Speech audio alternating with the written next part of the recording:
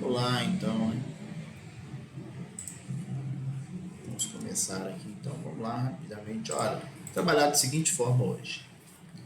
Ainda quero dar continuidade, principalmente aqui trabalhando em conjunto com vocês, no que se refere às nossas declarações cambiais, em especial o endosso, tá? Vamos rever aí, eu acho que se mostra bem importante. Num segundo momento, aí nós vamos mudar de declaração cambial e vamos falar do aval. Beleza? Acho que aí fica melhor. Por quê? Eu digo aqui de trabalhar bem com o endosso, principalmente. Porque de forma inegável, com o endosso, é que nós temos, né, como que eu posso dizer assim, maior aprofundamento, uma profundidade na nossa disciplina. É o que gera mais dúvidas, vamos assim dizer, né? Então eu acho bem importante aí nós trabalharmos com o endosso, tá? Mas o intuito, o que está disponível para vocês lá na nossa aula de hoje é uma outra declaração cambial, que é o aval. Nós vamos vê-la daqui a pouquinho. Vamos ficar aqui com o endosso primeiro. Só lembrando aqui rapidamente, ó, tivemos a oportunidade de ver a aula passada, né?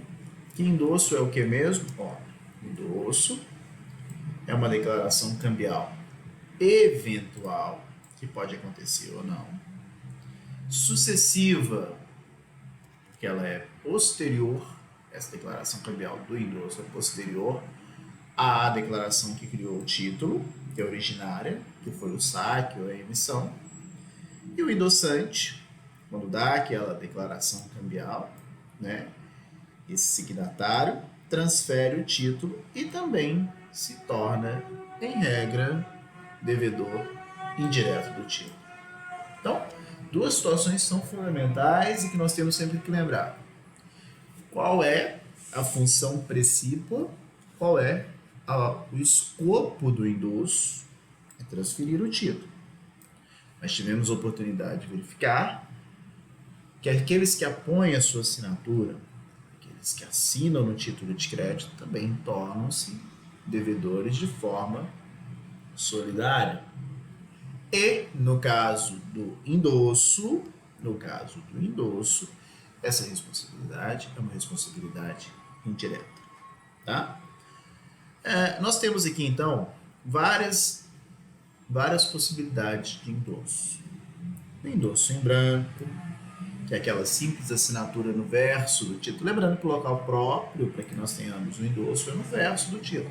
Então, imaginemos que nós tenhamos aqui um título, que aqui estamos com bastante dificuldade aí, mas aí eu preciso da ajuda de vocês nos desenhos.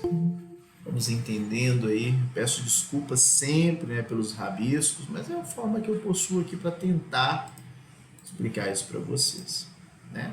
Então, ó, sempre no verso do título, quer seja uma nota promissória, quer seja uma letra de câmbio, igual nós estamos trabalhando, né? No verso, uma simples assinatura no verso, em branco, nós estamos aí com o endosso. Esse endosso em que não se tem um destinatário. Por outro lado, se estivéssemos ali, ó, pague-se a Carlos, assinado Beto, o que nós temos? O endosso considerado melhor dizendo, nosso endosso em preto, né? Aquele que há a identificação da pessoa pela qual se transfere o título. O endossante transfere para o endossatário e o identifica, chamado endosso em preto, né? Vimos também o chamado endosso procuração. Vamos lembrar? Ó, rapidamente.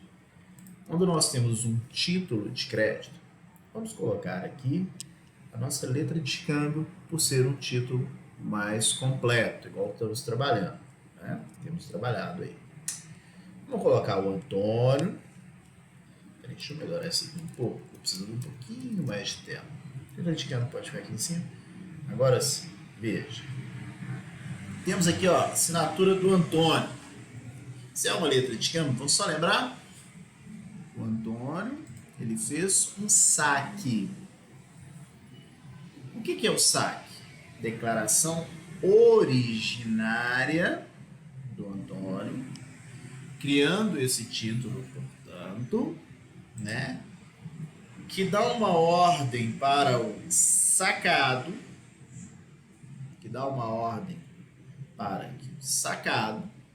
realize um pagamento ao tomador, ao favorecido. É aquela situação em que Antônio manda Beto realizar o pagamento ao Carlos. Sacador, quem cria o título, declaração originária, manda uma ordem para o sacado, que pode recepcionar essa ordem ou não. Ele não é obrigado, lembre-se sempre disso. Ele não é obrigado, ele pode recepcionar ou não essa ordem. Não recepcionando, ele não vai pagar ao tomador, ao favorecido. Recepcionando, dando a sua declaração cambial, o sacado deixa de ser sacado e transforma-se em aceitante. Ele dá o seu aceite, ele assume a obrigação, tornando-se, como tivemos oportunidade de ver, deixando de ser sacado e tornando-se aceitante, agora devedor direto, também conhecido como devedor principal daquele tipo. Devedor direto, devedor principal. Quando nós falamos em devedor direto, devedor principal, significa dizer que se ele efetuar o pagamento, acabou. Ele não tem como exercer direito de regresso contra ninguém. Lembro sempre que o sacador, ele não assumiu a obrigação de pagar. Ele não disse que ia pagar em momento algum. Ele mandou o B realizar o pagamento. Então, o sacador, lembra, é devedor indireto. Por que indireto? Mais uma vez, todos aqueles que assinam um título de crédito tornam-se solidariamente responsáveis, né? E essa solidariedade vem por meio da lei, que cria a nossa letra de câmbio, decreto 57663, que nos diz que incorpora a LUG no ordenamento jurídico brasileiro, Lei Uniforme de Genebra, que nos diz que todos aqueles que assinam no título de crédito são solidariamente responsáveis. Lembrando, quem é devedor direto é o aceitante. E se ele for só o sacado? Se ele for só o sacado, não tem responsabilidade, porque ele não aceitou aquela ordem que lhe foi dirigida, né? Então, tivemos aí rapidamente, lembramos essas declarações cambiais. Mas o que nós temos aqui, hoje, nós vamos circular esse título um pouco mais, né? Esse é o nosso intuito, como fizemos assim na aula passada. Nós vamos só reforçando essas ideias. Então, Antônio, sacador, manda uma ordem para Beto, sacado, né? E Beto pode aceitar ou não essa ordem para o Carlos, C, né? Carlos, querendo negociar esse título, pode transferir para Davi, pode transferir para Ernesto aqui, por exemplo, né? Nós vamos colocar aqui apenas o Davi por enquanto. Olha, quando o Carlos faz essa transferência do título por meio do endosso, lembrando que endosso, declaração, o local próprio aqui, ó, é no verso do título, declaração cambial, né, sucessiva, em que o endossante transfere o título para o endossatário. No nosso caso, o endossante aqui era o tomador, o favorecido da nossa letra de câmbio. Então, o Carlos, endossante, transferiu para o endossatário, que no caso o endossatário aqui é Davi, e que torna-se credor, portanto, nesse título. Por quê? Porque nessa transferência que nós tivemos aqui, ó, vamos só lembrar isso, importante que se faz, ó, nós estamos realizando o chamado endosso translativo. O que é o endosso translativo? O endosso translativo é aquele que transfere a posse e a propriedade do título. Isso significa dizer que Davi possui a posse e também a propriedade.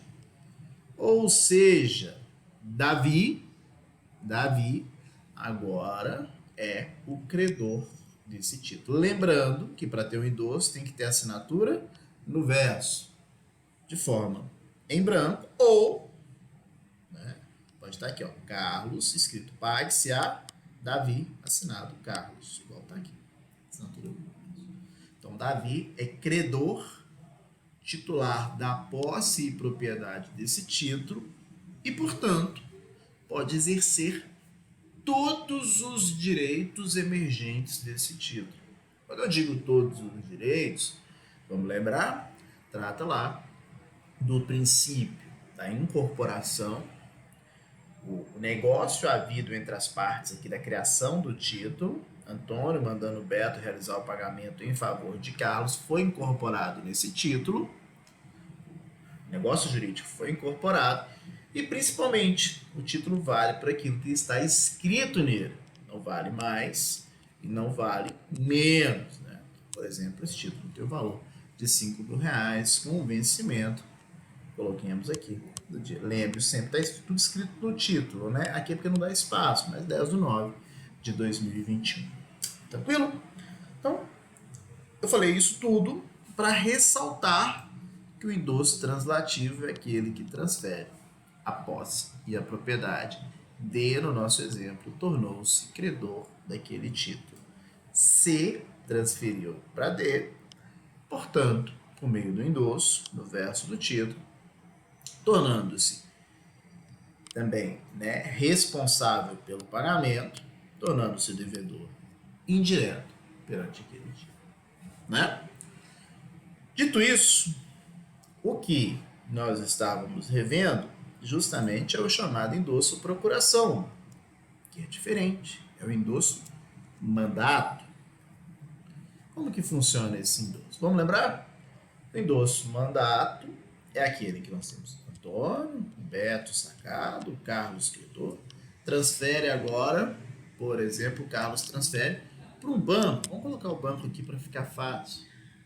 Banco D, da Ecoval, qualquer que seja esse banco. No endosso mandato, não há a transferência da posse e propriedade. Não tem.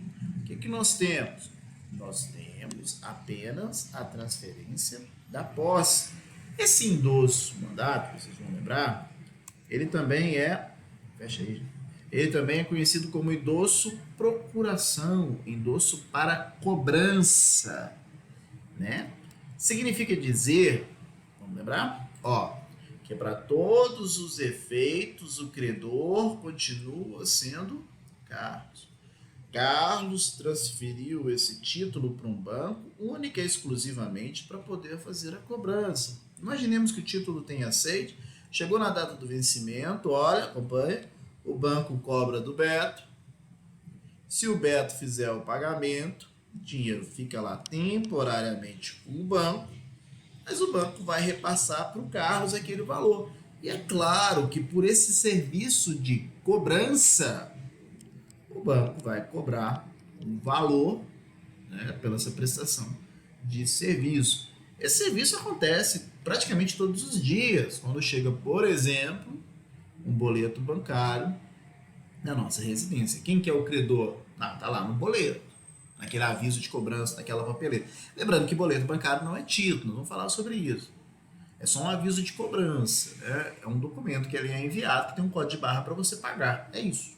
Você paga, né? Mas não é o título. O título foi aquele que foi enviado para o banco. Ressalto, ó, e é o que é importante para nós, né? Que no endosso mandato, esse endosso cobrança, esse endosso de procuração, o credor continua sendo aqui ainda quem?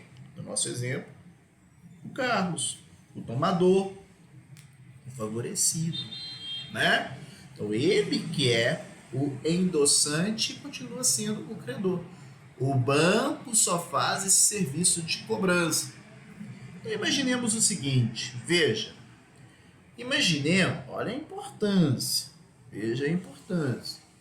Imaginemos que o banco vai realizar uma cobrança, né, em relação ao Beto. Só que o Beto, olha o que eu estou te propondo. O Beto, esse Beto aqui, também é credor do banco. O Beto pode falar o seguinte, ó, banco, não vou te pagar não, porque você me deve, banco. Lembra? Estou te dando só um exemplo. Lembra que eu tenho um crédito perante você, banco? O banco vai falar o seguinte, olha, Beto, você está enganado. E eu sou aqui, eu tenho apenas a posse. O credor, na verdade, é o Carlos, olha. Então, se você também fosse credor de Carlos, aí tudo bem, não precisaria te pagar não. Mas como eu sou só um procurador, estou só fazendo a cobrança, aquela dívida minha não tem nada a ver com essa história, né? Agora, só reforçando esse exemplo que eu estava dizendo. Imaginemos que seja o Beto fosse credor do Carlos. Ficou ruim aqui, mas vamos colocar aqui. Agora do Carlos. E o banco vai cobrar a Beto. O que o Beto pode alegar perante o banco? Pode falar o seguinte, banco. Pode alegar a chamada exceção pessoal. O que é uma exceção pessoal? Ele vai alegar em sua defesa. Executado pelo banco, lá no processo, ele vai virar e falar assim, olha, banco, não vou fazer o pagamento porque o credor é Carlos, não justifica eu pagar o Carlos porque o Carlos me deve. Eu também, Beto dizendo, né? Eu também sou credor de Carlos, né? Isso é uma exceção pessoal. Ou já sou credor, ou já paguei. Né? Pode acontecer o seguinte, olha, mudando o exemplo, o banco vai cobrar do Beto e o Beto já fez pagamento para o Carlos. Exceção pessoal, ele pode alegar o seguinte, não vou pagar porque já paguei. Veja que o credor, e o mais importante é isso, quando o credor, nós estamos diante do endosso mandato, o credor continua sendo o endossante, aquele que transferiu, e não o endossatário. O endossatário faz só uma cobrança, que é completamente diferente do endosso translativo, né? No endosso translativo, quem recebe, no nosso caso D, tornou-se credor, tem a posse e propriedade.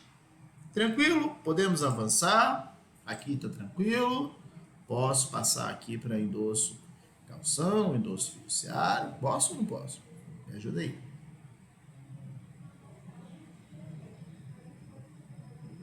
Oi, fala alguém comigo aí, gente, por favor. Por mim, sim, Carlos. Então vamos lá, então. Sim, professor. Por mim também. Então vamos lá, obrigado. Então veja, endosso calção. Tá? O endosso calção segue a mesma situação. É importante destacar que quando dá um endosso calção, endosso em garantia, né? Antônio cria o título. Mas ficou ruim aqui, peraí. Já não é bom. Fica muito ruim, aí não dá certo. Antônio cria o título, Beto é o sacado, Carlos é o credor. Veja, Carlos é credor, olha como é que funciona. E pega, por exemplo, dinheiro emprestado com um banco. Faz um empréstimo. O banco fala o seguinte, só vou lhe emprestar o dinheiro, Carlos. Lembre-se que o Carlos está aqui, ó. Só vou lhe emprestar esse dinheiro se você me der alguma garantia. Emprestar esse dinheiro precisa de uma garantia. O Carlos fala o seguinte, ó, banco, eu tenho um título aqui, ó, em que B é aceitante. Você quer esse título? O banco fala, ok, aceito esse título em garantia. Vai fazer um contrato. Veja, tem um contrato, tem uma cédula de crédito bancário, tem um instrumento, tem um outro documento em que o banco torna-se credor de Carlos e Carlos deu aquele título em garantia. Além disso, o que o Carlos vai fazer? Se deu em garantia para o banco, o Carlos vai endossar para o banco, né, aquele título e pode endossar, lembrando sempre no verso, né, no verso do título, e pode endossar e colocar endosso em garantia, em ação fiduciária, pignoratício. O que significa isso? O que significa isso?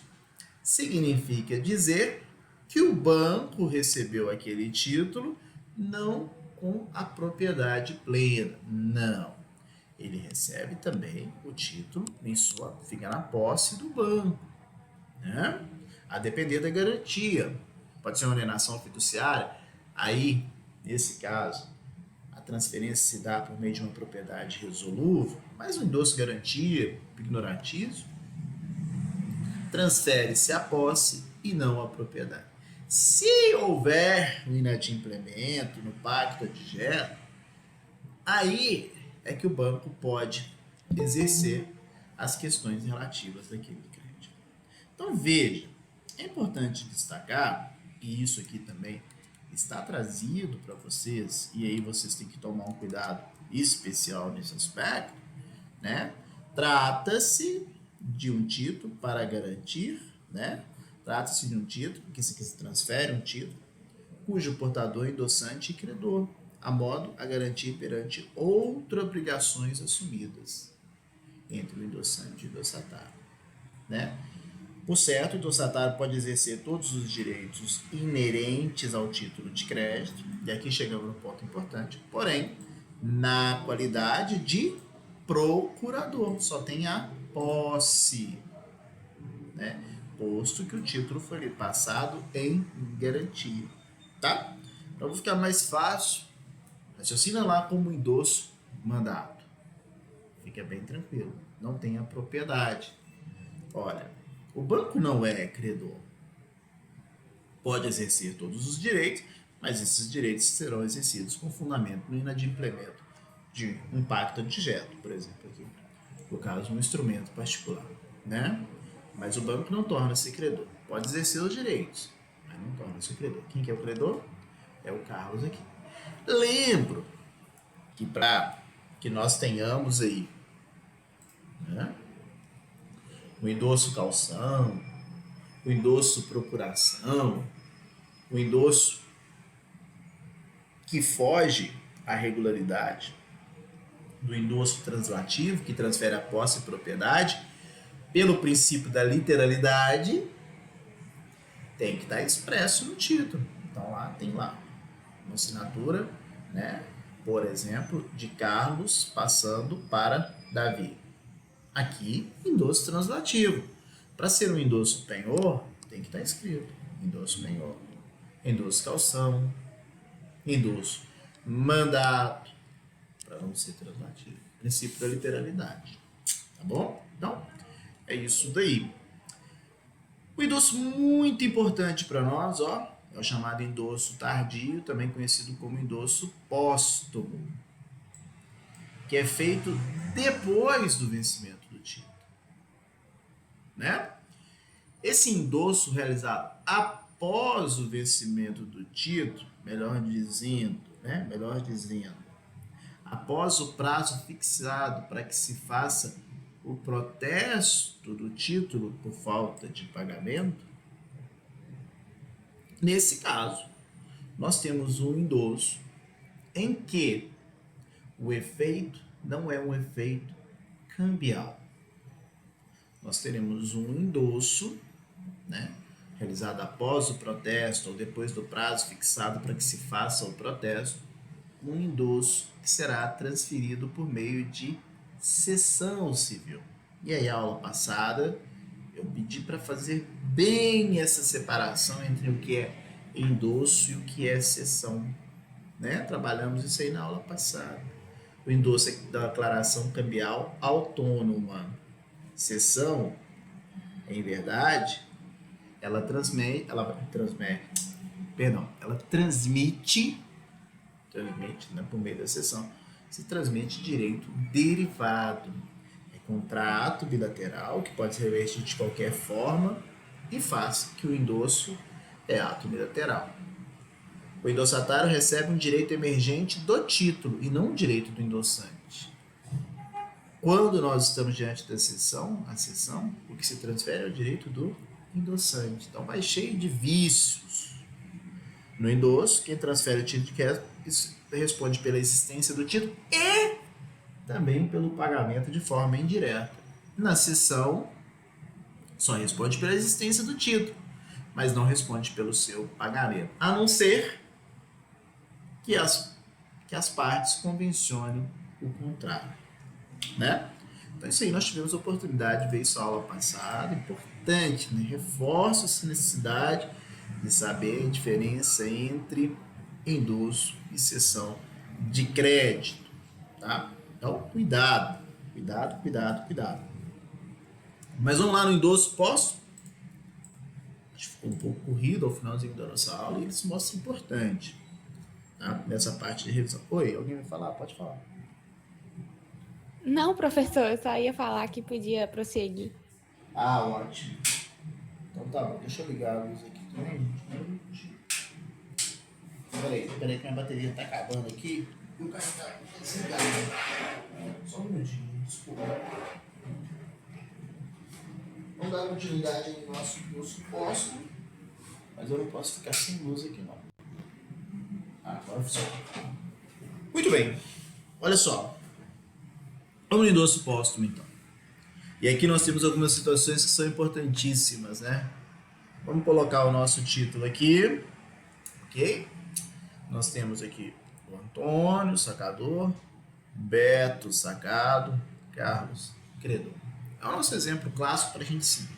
Letra de câmbio, tá?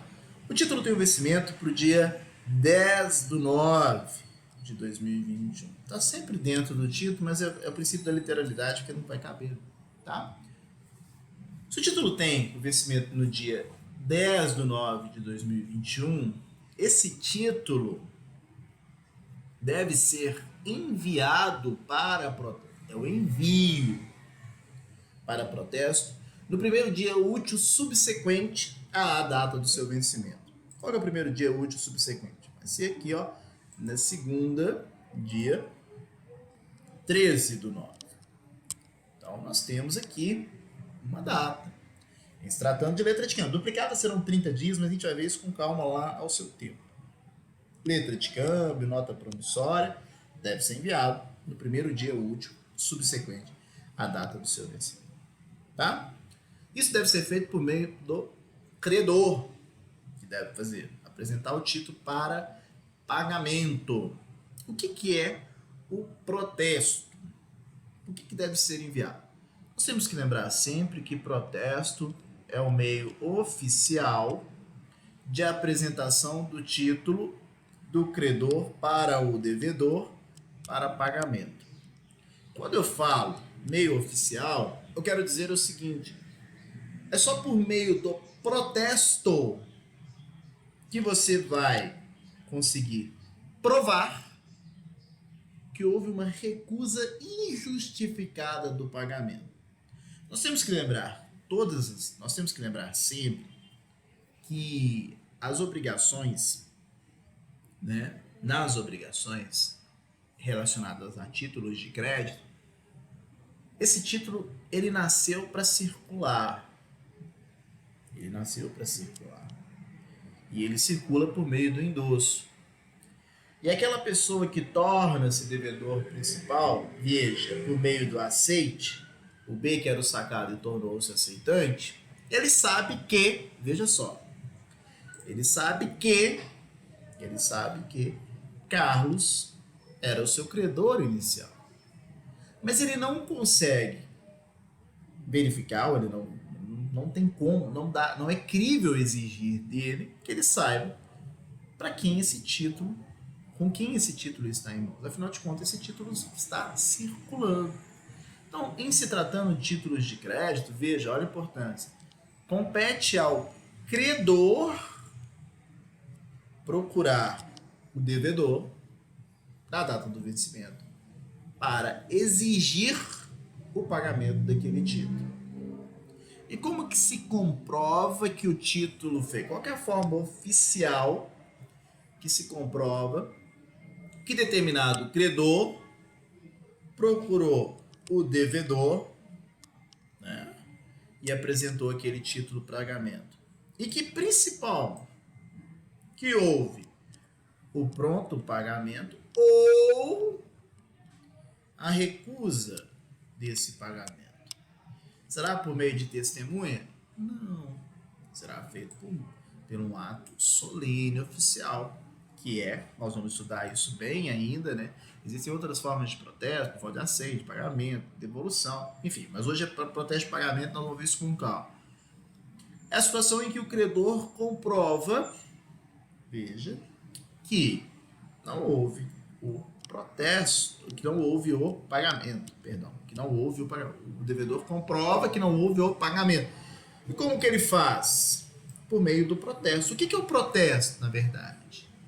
É a emissão de uma certidão do oficial do cartório de título, de protesto de títulos, que possui fé pública, dando conta de que procurou o devedor e esse devedor recusou a realizar o pagamento. Então existe uma certidão, um instrumento de protesto, tá? Então eu te contei isso tudo para que você saiba que protesto é o meio oficial de prova, por exemplo, em que o devedor não fez o pagamento. Então, diante do nosso título, veja, nós temos A como sacador, B nós vamos colocá-lo aqui como aceitante e o Carlos como credor, favorecido tomador. Mas aqui, olha, o Carlos já circulou esse título para Davi e Davi circulou para Efigênia. Efigênia, de posse desse título, né, deve procurar Beto para realizar aqui a cobrança do título. O título venceu no dia 10/9/2021. Ela tem que enviar o título para o cartório. O cartório vai ter os seus prazos, 3 dias, vai intimar o devedor para poder pagar. O protesto vai acontecer em uma data futura, mas ela deve entregar no cartório de protestos no primeiro dia útil subsequente, que no nosso caso será no dia 13/9, na segunda-feira. Tá bom? Diante disso, veja, se Efigênia enviou esse título no dia 13/9, pronto.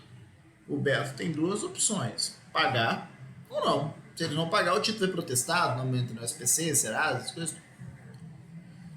Fato é que a data limite, então, veja, é 13/9. Né?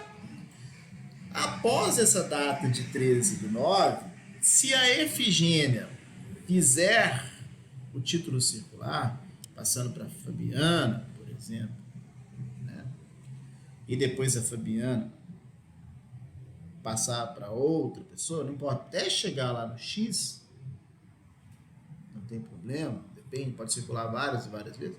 Então vamos deixar só para o Fabiano. Tudo aquilo que for após o protesto efetivo por falta de pagamento ou expirado o prazo para envio do título para protesto, né, tudo aquilo que for após o protesto, a data do protesto. Imagina que o título foi protestado lá no dia 25/9. Então, após a data do dia 25/9, ou após expirado a data para envio para o protesto e não feito o protesto, né, isso que é importante, nós teremos aqui uma transmissão por endosso póstumo. Veja, o que significa esse endosso póstumo? Fabiana será a credora. Agora, veja, a Fabiana sendo credora, ela pode cobrar da Efigênia? Resposta É não. Por quê? Porque no endosso póstumo, né, o endossatário, aquele que recebe por meio de cessão, com os efeitos de cessão. E ao receber com efeito de cessão, ele não garante o pagamento, né? Não garante o pagamento. Imaginemos o seguinte: imaginemos que a Fabiana, sendo credora, olha o que eu vou te propor, hein? Tá com o título em mãos. Ela vai cobrar Davi. Ela pode cobrar Davi. Só que, quando ela cobra Davi, quando ela vai cobrar o Davi, lembre-se que todo aquele que endossa torna-se devedor indireto, né? Realizado o protesto do título, os devedores indiretos são responsáveis pelo pagamento. Eu te contei a historinha que o título foi enviado para cartório, foi protestado, até estava a data do dia 25, o imposto só é posto. Tá? Então veja. A Fabiana vai cobrar de Davi. Só que Davi, olha o que eu estou te propondo. Davi é credor de Efigênia. Tá? Credor. Peraí, deixa eu melhorar aqui. Davi é credor de Efigênia.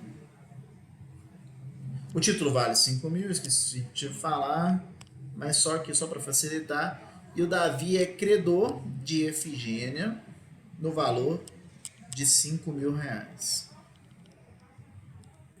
Ou Davi já pagou a Efigênia o valor de 5 mil reais e o Davi tem aí um recibo fora do título. Veja. Quando aqui, ó, o F, que eu não sei quem é mais que era, Fabiana, o F, vai cobrar do Davi, eu te pergunto, e aí que vem a importância do endosso póstumo, tá? Davi pode alegar que já pagou a Efigênia, ou que também é credor de Efigênia no valor de 5 mil reais? Davi pode alegar as suas exceções pessoais? A resposta é sim. Por que que sim? Veja, ele pode porque o endosso é póstumo. Quando nós temos um endosso póstumo, é como se a Fabiana viesse aqui para o lugar da Efigênia, olha. É como se a Fabiana viesse para cá. Vou de novo aqui. É como se a Fabiana viesse para cá, para o lugar da Efigênia. E veja, se a Fabiana agora está no lugar da Efigênia, né? E agora, ao cobrar aqui, ó, Davi possui esse recibo, ele pode alegar, porque nós temos aqui uma relação direta, né? Deixa eu te mostrar de outra forma, para ver se vocês entendem melhor. Vamos colocar o endosso normal. Nós temos aqui, ó, Antônio passa para Beto, Carlos para Davi, Carlos para Davi, Davi para Efigênia, Efigênia para Fernanda. Olha a diferença. Aqui não é endosso póstumo, aqui é endosso translativo, normal, sem nenhuma exceção. Veja, houve um protesto, o título foi protestado. Nós temos então a possibilidade de cobrar do devedor principal e de todos os devedores indiretos.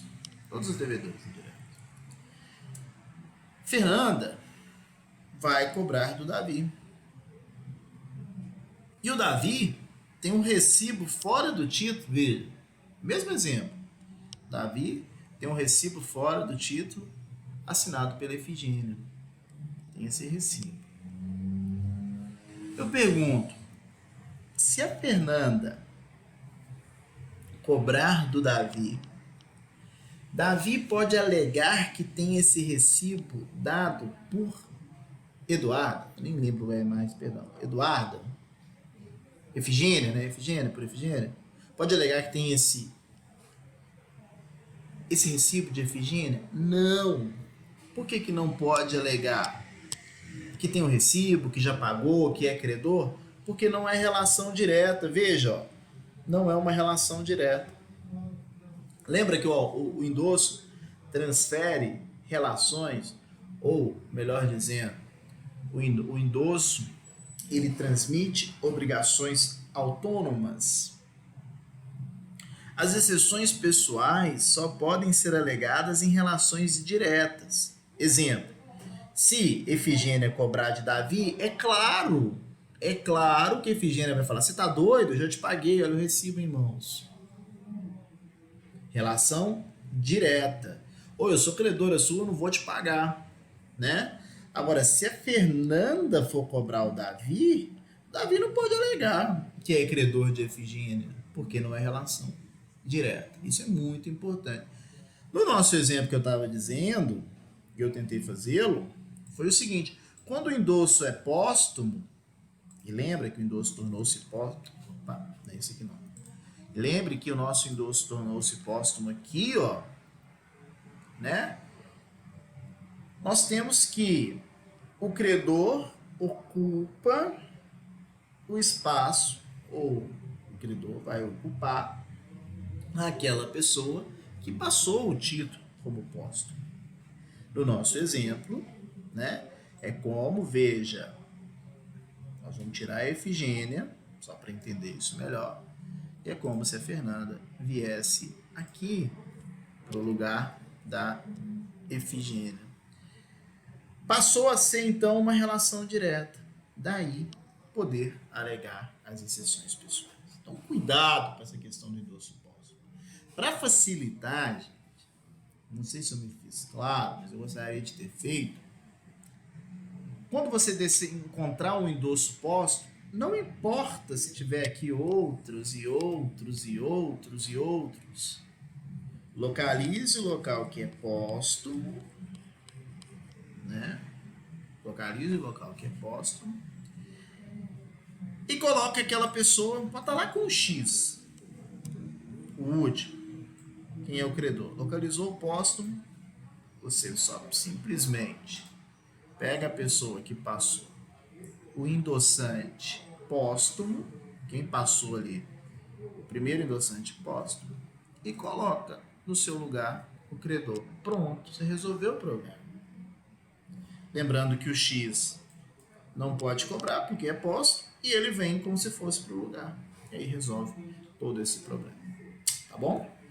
Era isso que eu queria trabalhar aí com vocês no endosso póstumo. Conseguiram entender? Me dê um feedback aí, por gentileza. Podem falar, por favor. Ou não entenderam nada? Pode falar também, não tem problema não. Vamos, gente. Tá funcionando? Caiu? Oi, professor, eu mandei no chat. Mais ou menos. Mais ou menos. Tá mais ou menos, tá bom. Tá bom. Qual que é a dúvida? Mais pra menos. Você tem que entender que o endosso póstumo, né, tem que lembrar das aulinhas, o endosso póstumo não pode esquecer dos efeitos de cessão, né? E para matar qualquer questão relativa ao endosso póstumo, sem sombra de dúvidas, opa, deixa eu aumentar aqui um pouquinho. Quando você tem um endosso póstumo, sem sombra de dúvidas, basta você identificar quando aconteceu esse endosso póstumo. Você identificando, né? Uma das formas mais fáceis que nós temos é trocar os papéis. Porque aquele que é o endossatário não pode cobrar do endossante, né? E aí, tudo que poderia ser alegado em relação ao endossante, agora, por o endosso ser póstumo, poderá também ser alegado. É um endosso, mas tem efeito de cessão. Né? Então, tem que lembrar dessa regrinha, né? Essa regrinha de ouro aí. vamos dizer. Tá bom? Professor, Pois não.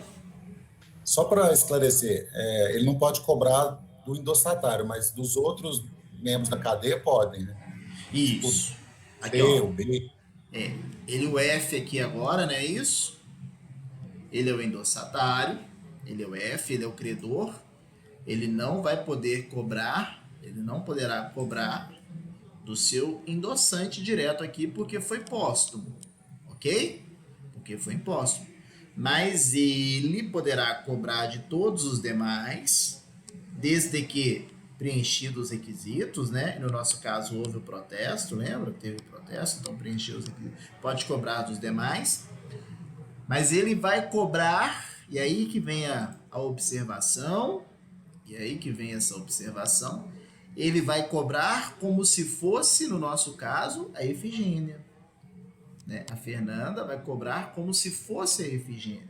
Por quê? Porque é cessão, transfere-se todos os vícios.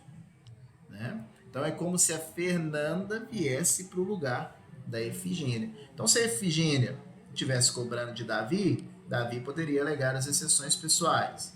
Se a Efigênia estivesse cobrando aqui, ó, do Carlos, o Carlos poderia alegar as exceções pessoais que teria perante aqui a Efigênia. Ela troca de posições. Se fizer essa troca de posições aqui, fica claro. Conseguiu entender? Sim, tranquilo. Era isso mesmo, né? Tinha entendido isso mesmo, não é isso? Não, isso. Está esclarecido. Então tá bom, então. Tá? Outra modalidade de endosso também que nós temos aqui, então, é o seguinte, é o chamado endosso sem garantia. Então vamos colocar aqui o Antônio, vamos colocar o Beto como aceitante, vamos colocar o Carlos como sendo o endossatário, o Davi, e o Davi quer endossar para Ernesto, mas ele faz um endosso sem garantia. O que significa um endosso sem garantia? Significa dizer que Davi só está transferindo o título. Quando ele coloca aqui, ó, endosso sem garantia, significa que ele não torna-se devedor indireto. Se o Ernesto passar para a Fabiana, que passar para o Geraldo, não importa. O Geraldo vai poder cobrar da Fabiana, vai poder cobrar do Ernesto, vai poder cobrar do Carlos, vai poder do Antônio, vai poder cobrar do Beto, só não pode cobrar de quem? Do Davi. Por que não pode cobrar do Davi? Porque o Davi colocou que é um endosso sem garantia. Então, quando se coloca um endosso no título e o faz com a expressão sem garantia, significa que esse título pode circular à vontade, não importa. Todos os outros, na medida da sua responsabilidade, são responsáveis, mas aquele que colocou a expressão sem garantia não é responsável pelo pagamento. Tranquilo? Não torna-se responsável. Não torna-se devedor, portanto, indireto. É só isso. Ele não torna-se devedor indireto. Uma outra forma que também nós temos de endosso é o chamado cláusula de proibição de novo endosso. Então, nós temos aqui o Antônio, assinando o título, né? Beto, aceitante, Carlos, primeiro endossante, transfere aqui para Davi, Davi transfere para Efigênia. Só que quando o Davi transferiu para Efigênia, o que ele colocou? Ele colocou a expressão proibido novo endosso. Isso significa dizer que a Efigênia não pode endossar? Não é isso, não. Significa que a Efigênia pode endossar para a Fernanda, pode endossar para o Geraldo, não tem problema nenhum. Só que, olha o que o Davi escreveu. Quando ele coloca a expressão proibido novo endosso, ele fala o seguinte: Efigênia, eu vou tornar responsável perante você. Mas para qualquer outra pessoa que você passar, eu não sou responsável. Então imaginemos que esteja aqui nas mãos do Geraldo. Geraldo pode cobrar da Fernanda? Pode. Pode cobrar da Efigênia? Pode. Agora, Geraldo pode conversar, pode cobrar do Davi? Não. Porque ele proibiu um novo endosso. Então, não pode, né? Não pode cobrar aqui do Davi. O Geraldo vai poder cobrar lá do Carlos? Pode, de todos os demais. Não tem problema. Responsáveis pelo título. Mas não pode cobrar do Davi. Porque ele proibiu novo endosso. Proibindo o novo endosso significa que não pode, não é que não pode endossar. Mas ele não se torna responsável por, né, obrigações futuras. Agora, e na relação, veja, e na relação existente entre Ernesto e Davi? Efigênia, né, perdão, a letra E aqui, ó, e Davi. Ele é responsável pelo pagamento? É, só não é responsável pelos posteriores. No caso, a Fernanda, no caso, a Geraldo. Tranquilo? E aí, tivemos a oportunidade de rever tudo sobre o nosso endosso. Nós vamos agora ver a declaração cambial do aval, mas vou fazer isso daqui a pouquinho. Vou dar uma pausa aqui e já volto, tá bom? Só um minutinho, vou parar aqui e já vou conversar com vocês.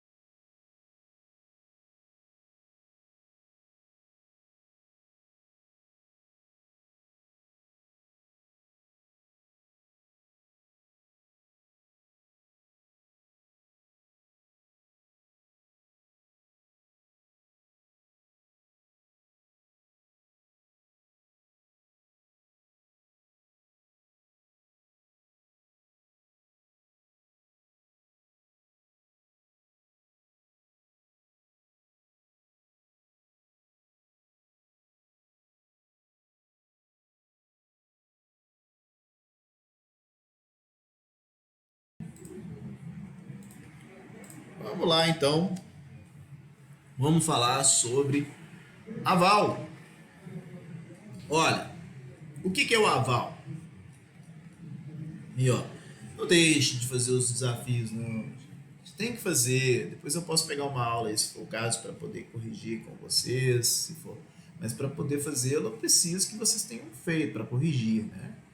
Aqui, olha, é a forma que nós temos de treinar. Em todas as nossas aulas, nós temos lá o desafio, nós temos os exercícios de fixação, tem o infográfico aí para vocês, né? Tem dica do professor, os exercícios de fixação, tem o praticando. Não deixe de fazer, não. Tem um Saiba Mais aí, ó, para você ver um pouquinho mais sobre a questão do aval. Não deixe de fazer isso. Isso é importante, muito importante mesmo, para que nós não tenhamos dúvida. A cada dia que está passando, eu quero crer que o nível da nossa disciplina vai aumentando um pouquinho, um pouquinho, um pouquinho, um pouquinho, um pouquinho. A aula de endosso, nós tivemos 2 encontros. Esse de hoje, da aula passada, fundamental. Eu gostaria que vocês assistissem, veja, reveja, assista novamente, mais uma vez. Ah, mas isso é chato. Eu sei, a vida é chata também, muitas coisas, mas a gente tem que aprender, tá? Nessa parte aí, nós temos que praticar para não ter dúvida, porque não tenha dúvida. É isso que será cobrado. Nossos alunos ficam muito preocupados, como é natural, como que será cobrado numa prova, da forma que nós estamos fazendo aqui, né? Não tenha dúvida disso. Olha, o Antônio sacou o título, Beto é sacado, não tem responsabilidade nenhuma, Carlos é credor, transferiu para Davi, que transferiu para Efigênio, que transferiu para Fernando, que transferiu para o Geraldo. Chegou aqui no Geraldo, Geraldo é credor. De quem que Geraldo pode cobrar? É essa que é a sua prova. Tem que desenhar. Vai ter um aval aqui ainda, que nós vamos ver aqui hoje. Vai ter um aval aqui ainda. E é para cobrar de quem? Pode cobrar de Fernanda, de Ernesto, de Davi, de Carlos, de Beto não pode porque ele não assinou, né? Não é só sacado. Mas para cobrar dos indiretos, tem que ter o protesto. Lembra? Tem que ter o protesto. E aí? E se esse endosso foi sem garantia? E se esse endosso foi proibido o novo endosso? E se foi um endosso mandato aqui de Carlos? E se o endosso aqui de F para Geraldo foi o endosso póstumo? E se cair isso tudo na sua prova e ainda tiver aqui o aval? Aí fica difícil, né? É claro que não vai ser isso tudo, mas é para a gente entender que precisa saber, tá? E eu vou te cobrar dessa forma. Não estou fazendo nenhum tipo de medo, não. Lógico que não, muito pelo contrário. Só lembrando que a gente tem que treinar, tem que treinar, tem que treinar. E basicamente é isso. Beleza? Mas isso é uma outra história. Vamos lá para o nosso aval? Vamos para o aval. O que é aval? Declaração cambial. Eventual. Por que eventual? Porque pode acontecer ou não. Sucessiva. É depois da declaração cambiária originária. Qual que é originária? Em se tratando de letra de câmbio, é o saque feito pelo sacador Antônio. Não é isso? Aqui é originária. As demais são eventuais, sucessivas, pelo qual o signatário assume obrigação equivalente à assumida pelo avalizado. Então, o que é isso? Equivalente ao avalizado. Vamos supor que o nosso título aqui, ó, Beto seja o sacado. Qual que é a responsabilidade que ele tem? Nenhuma. Beto deixou de ser sacado e tornou-se aceitante. Vamos lembrar? Qual que é a responsabilidade que ele tem? Ele é devedor principal, ele é devedor direto daquele título. O credor nosso aqui é o Carlos, que transferiu por um endosso translativo, sem nenhum óbice, sem nenhum senão, sem nenhuma outra forma, nenhuma exceção, transmitiu aqui de forma translativa esse endosso para Davi. Quem que é o credor? O credor é Davi. Davi pode cobrar esse título de quem? Pode cobrar de Antônio? Não sei. Pode cobrar de Beto? Sim. De Beto, sim. Por quê? Beto assinou o título como devedor principal. Pode cobrar de Carlos? Não sei. Eu sei que Antônio, ao assinarem, são devedores. O Antônio é, né? Devedor indireto. Assim como o Carlos também é devedor indireto, porque direto é só o Beto. Por que eu não sei se pode cobrar ou não? Porque não se esqueça nunca, né? Para que o Davi aqui, ó, o credor, possa cobrar dos devedores indiretos, para cobrar de devedor indireto, o que tem que ser feito? Tem que ter tido o protesto do título, né? Se não tiver o protesto, não pode executar os devedores indiretos. Se não tiver protesto, não pode cobrar, não pode executar devedores indiretos. Ah, tem o protesto. Ok, se tem o protesto, aí nós não temos dúvidas. Davi pode cobrar de Carlos, Davi pode cobrar de Antônio, e nós sabemos que pode cobrar porque aqui nós sabemos que o título de crédito é obrigação. As obrigações são solidárias. Beleza? Mas isso tudo que nós já conversamos até então. O que eu quero agora é o aval.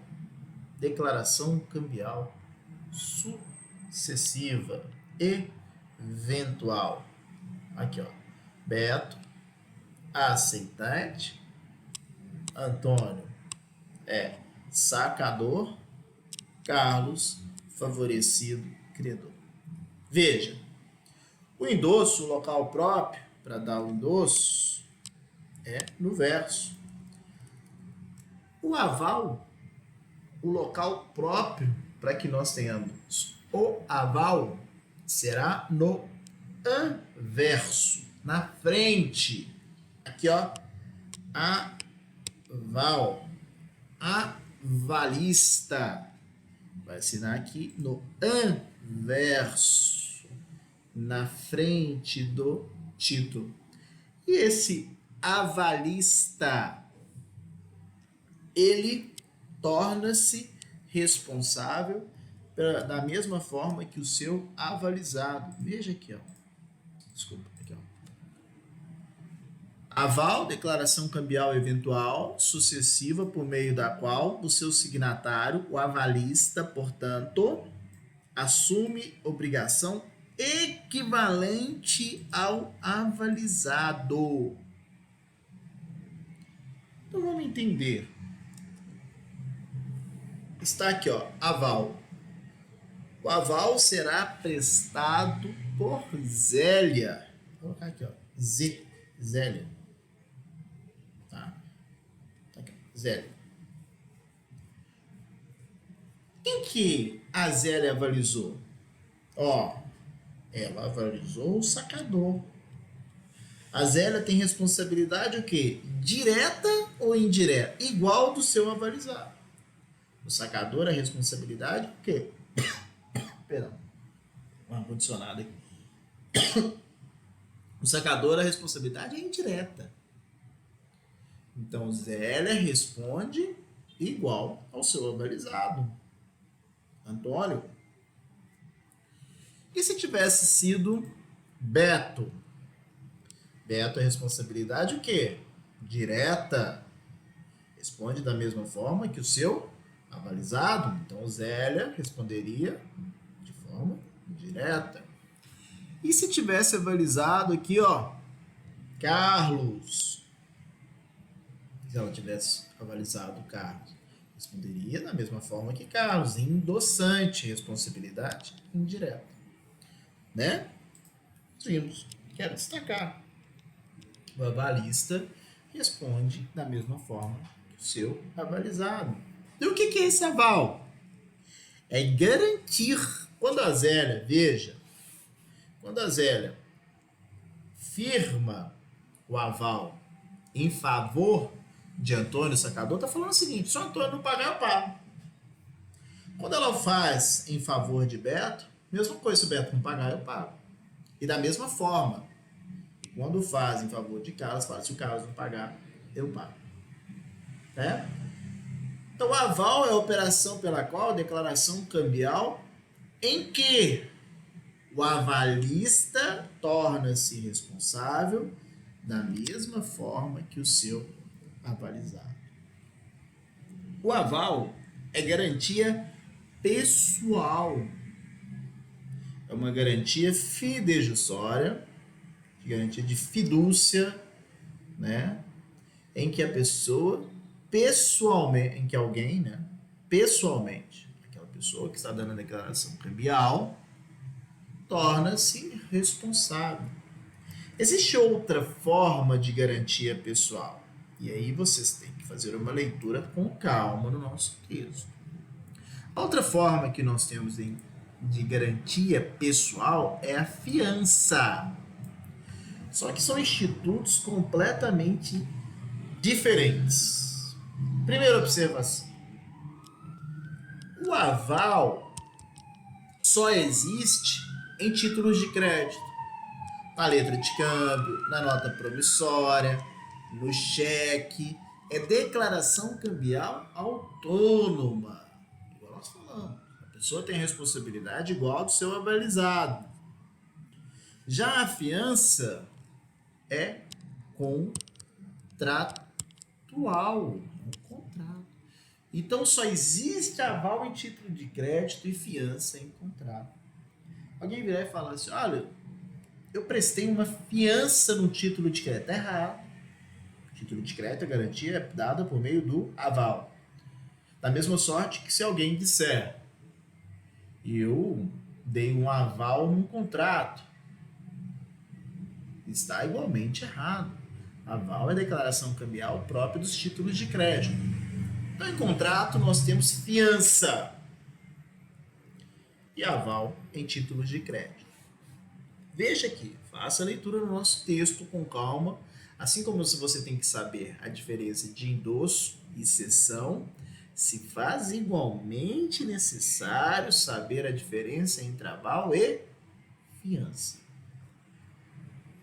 Aval, declaração unilateral de vontade. Fiança, pressupõe duas vontades, é contrato. Declaração unilateral, pago para quem vai apresentar o título. Nós já tivemos a oportunidade de ver isso em várias nossas aulas. Aval, natureza cambiária, títulos de crédito. Fiança, natureza contratual. Aval, só pode ser dado em títulos de crédito. Fiança, pode ser prestada em qualquer obrigação. É contrato. Pela natureza cambiária, o aval aplica-se os direitos dos títulos de crédito, literalidade, autonomia e abstração. Pela natureza da fiança, não obedece os princípios do direito cambiário. O aval deve estar escrito no próprio título, literalidade. A fiança pode ser prestada em qualquer documento. Existe fiança fora de título de documentos, né? Fora do contrato, não tem problema algum. No título de crédito, não. O aval só vai existir se estiver dentro do título de crédito. Princípio da literalidade. Né? A obrigação do avalista é autônoma em relação ao seu avalizado. Zélia responde. Independentemente se Beto vai pagar, se Antônio vai pagar, se Carlos vai pagar, na medida da sua responsabilidade, Zélia responde, ela. Tá bom? Já na fiança, não, ela segue a sorte da obrigação principal. Há uma única obrigação do devedor e do fiador. Se o contrato for nulo, nula a fiança. O avalista é solidário e deve cumprir as obrigações, ainda que o devedor possua bens suficientes para salvar a dívida. Na fiança, em regra, há o benefício de ordem. O que é esse benefício de ordem? Aqui no título de crédito, se o credor cobrar da Zélia, a Zélia vai ter que pagar independente se o Antônio tem dinheiro, se o Beto tem dinheiro, se o Carlos tem dinheiro. Lá na fiança, a não ser que abra mão. A regra geral, né? Na fiança é o seguinte, Lembra lá das suas aulinhas de direito civil? Na fiança, que é um instrumento contratual, imaginemos que nós tenhamos aqui o fiador, 2 fiadores em um contrato, A e B. E temos aqui um devedor. Chegou o credor. Se não existir a situação de abrir o direito ao benefício de ordem, abrir mão desse benefício de ordem, quando o credor cobrar do fiador, o que o fiador fala assim? Opa! Primeiro cobra do devedor, benefício de ordem, né? Primeiro cobra do devedor, para depois cobrar de mim. Essa é a regra geral. A não ser que, né, o fiador venha abrir mão desse benefício de ordem. Essa regra geral é que tem o benefício de ordem. No aval, não. No aval, não pode o credor solicitar a substituição do avalista. O credor, na fiança, pode solicitar a substituição do fiador, caso esse torne-se insolvente ou incapaz. Tá? Então, estas são questões importantíssimas, não podem ser esquecidas de forma alguma. Faça uma leitura sempre desse quadro. Mais de um avalista, todos têm a obrigação de pagar a obrigação como um todo, né? No aval. Mais de um fiador. Nós temos uma divisão, solidariedade civil. A obrigação do avalista se transfere aos herdeiros ainda à época de sua morte, o título não tivesse vendido no aval. A obrigação do fiador só se transfere a herdeiros se já fosse responsável pela obrigação à época da sua morte. Tá bom? Então, não deixe de fazer uma leitura. Tem que saber essas questões relativas ao aval. Tá? O aval, então, como visto, ele pode ser em branco ou pode ser em favor de uma pessoa já existente naquele título. Então, imaginemos o seguinte, ó, existe aqui Antônio criando o título, Beto como sendo o sacado do título e Carlos sendo o credor desse título. Beto deu aceitante. Carlos transferiu para Davi por meio do endosso. Lembrando que o endosso é sempre no verso do título. Quem que é o credor? Davi. Tá bom? Para cobrar dos devedores indiretos, precisa do quê? Do protesto.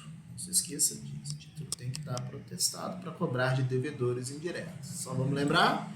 Carlos é indireto, Antônio é indireto, Beto é devedor direto, nesse título. Tá bom? Muito bem. Vamos colocar aqui, então, a nossa Zélia. Zélia como sendo avalista. Aval em branco. Por quê? Porque ela não disse por honra de quem. Ela não falou que em favor do A, não falou que em favor do B, não falou que em favor do C. Não disse por honra de quem foi dado aquele aval. Se acontecer essa situação, observação. Coloque aí a observação.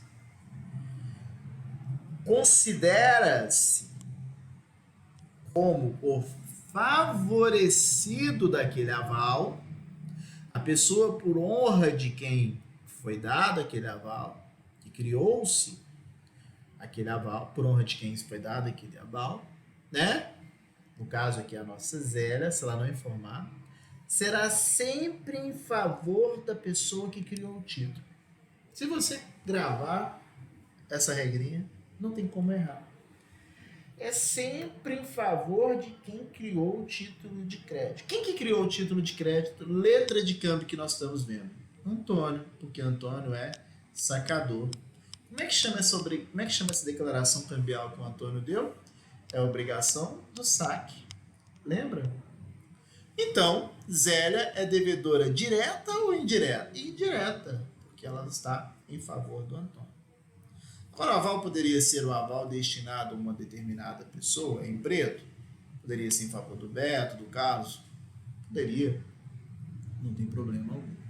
Só que quando ela não faz, mais uma vez, é por honra de quem criou o título. Que no nosso exemplo, quem criou foi o sacador, Antônio. Então, Zélia está avalizando aquele título por honra em favor do Antônio. Em outras palavras, ele está assumindo um direito na mesma posição que Antônio. Tá bom? Se fosse uma letra... letra de campo já tá ali, né? Se fosse uma nota promissória, só para a gente entender. Nota promissória. Nota promissória nós não temos o saque, né? Nós temos a emissão. Lembra? Antônio diz o seguinte, pagarei por essa única via de nota promissória o valor X, cujo favorecido aqui agora é Beto. Nesse caso, Zélia vem e assina no título. Beto transferiu para Carlos também. Olha o endosso aqui. Vamos lembrar? Antônio aqui é o devedor, o que agora? Devedor direto. E o Beto? O Beto transformou-se em devedor indireto, endossante. Quem que é o credor? Carlos. Para cobrar do indireto, precisa do quê? Precisa do protesto. Então o título foi protestado. Zélia assinou como avalista nesse título. Zélia torna-se devedora, nesse caso, direto ou indireto? Olha, nós temos que entender que agora ela é uma devedora direta. Por quê? Quando ela não informa, ela faz por honra de quem criou o título. Quem que criou o título? Antônio, na nota promissória. Né?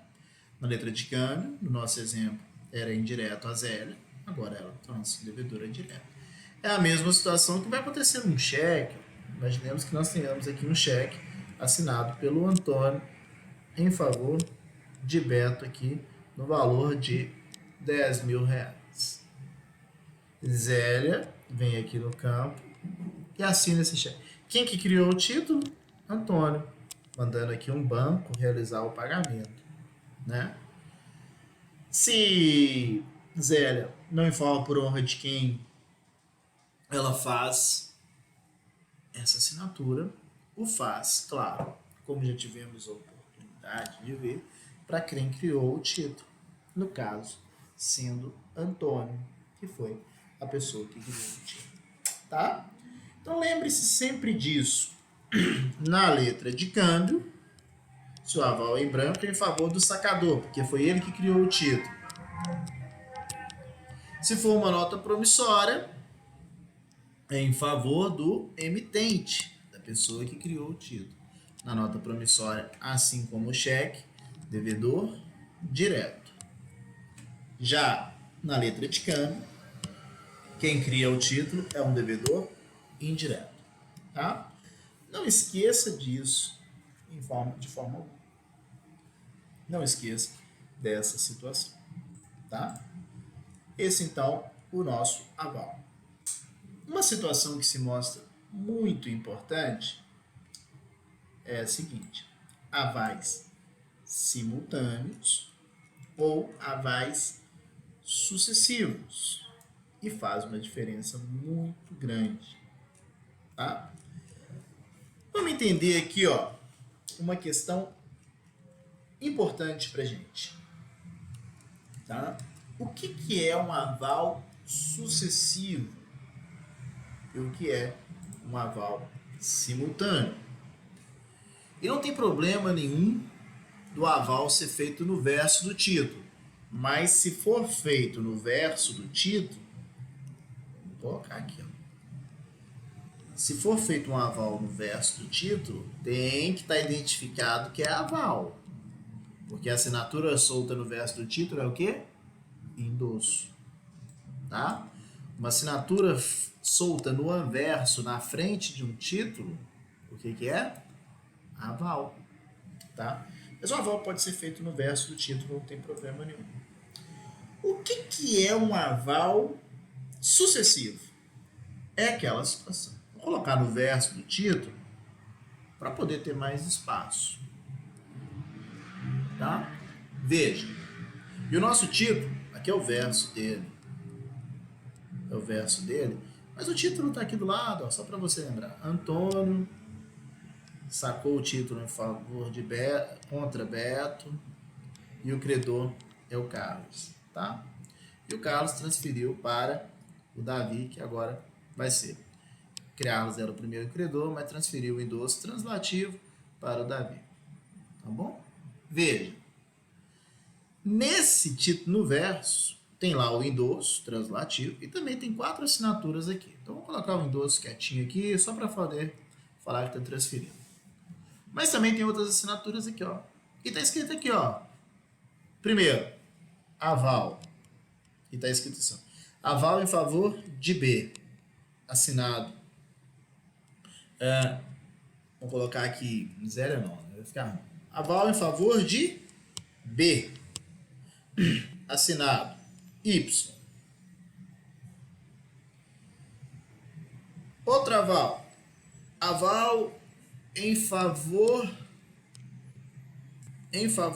de Y. Assinado Zélia. Aval em favor em favor de Zélia. Assinado aval em favor de Zélia. Assinado, vou colocar aqui qualquer coisa. M. Maria. E aval em favor de Maria. Assinado Natália. N. Vou colocar O. Olavo. Você veja. Existe um aval do aval do aval do aval. Pela análise do título, você consegue verificar que existe um aval, do outro aval, do outro aval, do outro aval. Né? O aval, ele é sucessivo. Ele é sucessivo. Ó, primeiro do Beto, né? Depois do Y aqui, da Zélia e finalmente de Maria. Então, olha, veja, se Maria pagar, se a Maria pagar, pode cobrar da Zélia. Se a Zélia pagar, pode cobrar do Y. E pode cobrar, se o Y pagar, pode cobrar do B. O aval é sucessivo. É o aval do aval, do aval, do aval, do aval. Aí é simples. É isso mesmo. Declaração cambial. Quem paga pode retornar, pode cobrar do outro. Aquele que paga pode retornar do outro. Aquele que paga pode retornar. Cobrar de retorno, é o direito de regresso. Né? Esse é o aval do aval, aval sucessivo.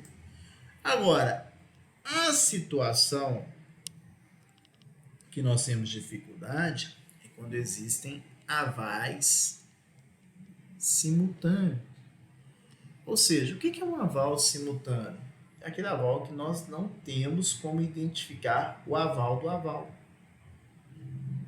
Existem 4 avalistas, né?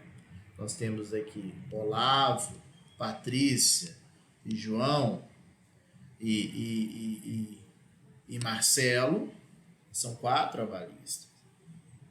Eles não indicaram por honra de quem são avalistas. São avalistas, portanto, de quem criou a letra de Cana, ora, do Antônio, mas não dá para identificar quem é aval da outra pessoa. Nós não temos, né, uma forma sucessiva como tivemos aqui nesse exemplo nosso do aval sucessivo. São simultâneos. O que vai acontecer no aval simultâneo? Observação. Olha a importância. Observação. Quando nós não conseguimos identificar o aval do aval, se eles são simultâneos, nós vamos aplicar não a solidariedade cambial, e sim a solidariedade civil. O que é solidariedade cambial mesmo? Solidariedade cambial é aquela que nós estamos vendo, ó. Quando há o direito de regresso, aquele que é credor cobra o todo. Davi pagou, cobra o todo. Carlos pagou, cobra o todo. Até chegar lá no devedor principal e ele não tem como ele cobrar mais de ninguém. Vamos colocar o Antônio aqui. Não tem como cobrar mais de ninguém. Solidariedade cambial. Cobra-se o todo, não é isso? Então aqui no aval sucessivo, teve o todo. Ó. Maria cobrou, pagou tudo de Zélia, Zélia cobrou, tudo de Y, afetando B. Cobrando todo. Quando nós estivermos diante de um aval simultâneo e não sucessivo, como não dá para poder fazer esse direito de regresso, cobrar o todo, cobrar o todo, cobrar o todo, cobrar o todo, nós vamos apresentar a solidariedade civil. Como que funciona a solidariedade civil? Vamos lembrar? Na solidariedade civil, claro, todos são responsáveis pelo todo, porque é solidário, mas aquele que pagou, vamos imaginar que o Olavo pagou, dos demais signatários, ele tem que decotar a sua cota parte e só pode cobrar a cota parte dos demais. Lembra? Como se nós tivéssemos aqui, ó, 25% para cá. Isso é solidariedade civil. Se o Olavo pagou tudo, ele pode cobrar dos demais, não mais 100%, como acontece na solidariedade cambial. Ele tem que decotar a sua cota parte e só pode cobrar dos demais, né, até o limite, no nosso exemplo, de 75%, decotando a sua cota parte. Então, isso faz muita diferença. Né? Veja, aquele avalista solidário, no aval simultâneo, se ele faz o pagamento e se não é sucessivo, se ele não pode ser, se não é o aval do aval do aval, ele tem que retirar a sua cota parte, e cobrar dos demais avalistas, decotando a sua cota parte. No nosso exemplo, tira 25% do Olavo, ele só pode cobrar dos demais, todo, ou de um só, né, porque é solidariedade, 75%. Então, tem que tomar um cuidado muito grande entre aval simultâneo e aval sucessivo. O aval sucessivo, direito cambiário, cobra-se o todo.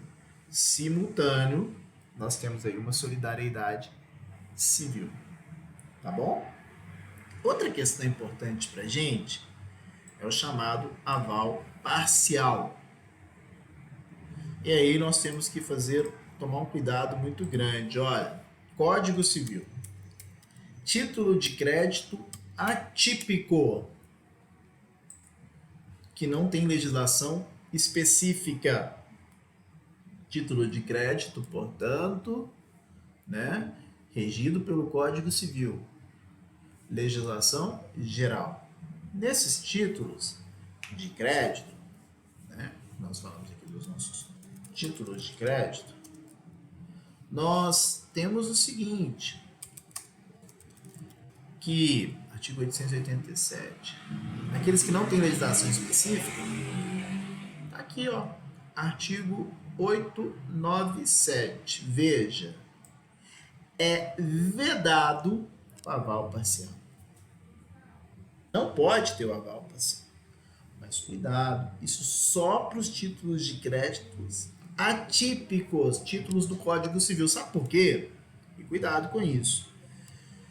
Se nós pegarmos aí a LUG, que trata de nota promissória, letra de câmbio, se pegarmos os cheques, pegarmos os outros nossos títulos de crédito, depois você vai fazer uma leitura do nosso texto e vai comparar isso, existe a possibilidade, sim, de aval parcial.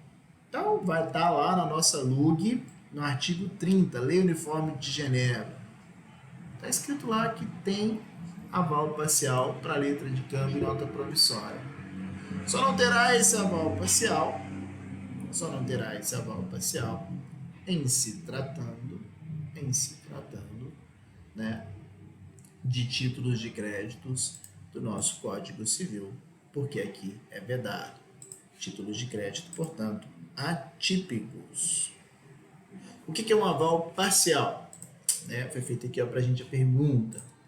É o seguinte, o título, veja, o título vale, aqui no nosso exemplo, o título tem um valor de R$5.000, vamos colocar uma nota promissória, em que há a possibilidade do aval parcial. Zélia torna-se avalista, e aí tem que estar expresso no título, né, princípio da literalidade. Ela fala, não sou avalista de 5.000, vou avalizar parcialmente R$2.500. Pelo Código Civil, não pode, mas a nota promissória não é, né, tutelada pelo Código Civil. Não, tem legislação própria, que é a nossa Lei Uniforme de Genebra. Nesse caso, a Zélia, olha, está fazendo um aval parcial, só está garantindo parte daquele título. No caso, R$2.500. Gera um probleminha, depois nós vamos ver com calma, mas gera esse probleminha. Mas o aval parcial é isso. Não é a garantia do todo, mas sim de parte do débito. Qual que foi a lógica da LUG? Olha, é melhor ter um aval parcial, melhor garantir uma parte, né, do que não ter garantia nenhuma. Mas o Código Civil, em títulos de créditos atípicos, não pode ter o aval parcial. Tá bom? Outra situação também importante para nós, e aí eu já vou caminhando para o final, tá, gente? É a questão relativa ao aval póstumo. O que é o aval póstumo? Após o vencimento, igual o endosso póstumo, ou do título protestado, ou decorrido o prazo para protesto. O aval, ele surge para garantir o pagamento. O aval surge para garantir o pagamento. Isso significa dizer, olha, não existe aval póstumo. Um aval dado depois que o título é protestado ou que o título está vencido é considerado como não existente no título. Título protestado, né, por falta de pagamento. Um aval no título protestado por falta de pagamento é como se ele não existisse. Né? Por quê? Como que você vai garantir algo que já não está pago? Né? Então não existe essa questão do aval póstumo, ou seja, o aval após a data do protesto, após a data do envio do título para protesto. Não tem como garantir essas questões todas. Aval antecipado. Aval antecipado é aquele aval por quem ainda vai ser avalista. Imaginemos que nós tenhamos um título de crédito e nesse título de crédito, Carlos é endossante. Ele não é endossante, ele é credor. Vamos entender? Carlos ainda não é endossante, ele é credor, favorecido desse título. E a Zélia vai avalizar Carlos quando ele for endossante. Ora, para que a Zélia tenha a mesma responsabilidade de Carlos, tem que acontecer uma condição, um se, olha. Se Carlos endossar. Como o Carlos não endossou, ele não torna-se responsável. Ele não, né? Desculpa. A Zélia não vai tornar-se responsável porque o Carlos não tornou-se responsável. Né? Ou seja, a Zélia estava falando, olha, eu vou fazer o pagamento se o Carlos não fizer. Só que o Carlos não transferiu para ninguém. Não transferiu para o Davi. Então ele não é responsável pelo pagamento nenhum. Então ele é credor. Não aconteceu aquele se. Então a Zélia também não é responsável.